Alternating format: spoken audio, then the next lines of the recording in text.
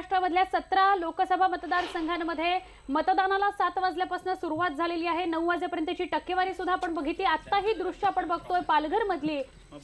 बळीराम जाधव यांनी आपला मतदानाचा हक्क बजावलेला आहे।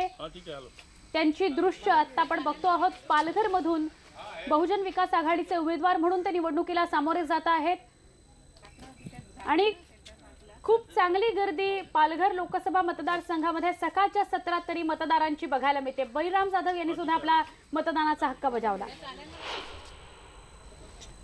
तर पुढची दृश्य ती नंदुरबार मधली आहेत। हिना गावीत मतदानासाठी पोहोचल्या। अगदी घरापासून हाकेच्या अंतरावरतीच असलेली शाळा आहे।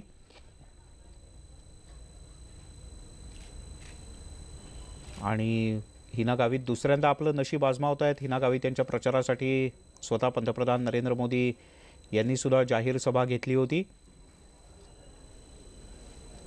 पण नंदुरबार मध्ये अंतर्गत कलह सुद्धा होता, ज्याला हिना गावीत यांना सामोरं जावं लागलं। नंदुरबार मध्ये सकाळपासूनच मतदानाला सुरुवात झाली आणि मतदान केंद्रांवरती रांगा दिसून येत आहेत। आपल्यासोबत आहेत भाजपाच्या उमेदवार डॉक्टर हिना गावीत, ज्यांनी आता नंदुरबारच्या DI हायस्कूलवरती मतदान केलेलं आहे। काय प्रतिक्रिया आहे मतदानानंतर त्याची जाणून घेऊया। ताई, नेमकं सांगा काय प्रतिक्रिया आपली? आज लोकशाहीचा सगळ्यात मोठा उत्सव म्हणजेच लोकसभा निवडणुकीचं मतदान आज होते। ही निवडणूक केवळ मतदारसंघापुरती नसते तर देशासाठी एक महत्त्वाची निवडणूक असते आणि त्यामुळे प्रत्येक भारतीय नागरिकाने मतदानाच्या दिवशी आपापल्या बूथवर जाऊन त्या ठिकाणी मतदान केलं पाहिजे। मी आज मतदान केलेलं आहे आणि मी जनतेला देखील आवाहन करेन की आपण देखील आपल्या बूथवर जाऊन मतदान करावं।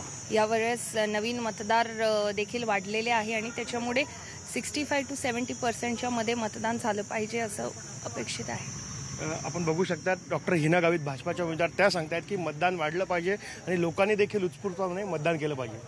निलेश पवार, न्यूज 18 लोकमत, नंदुरबार।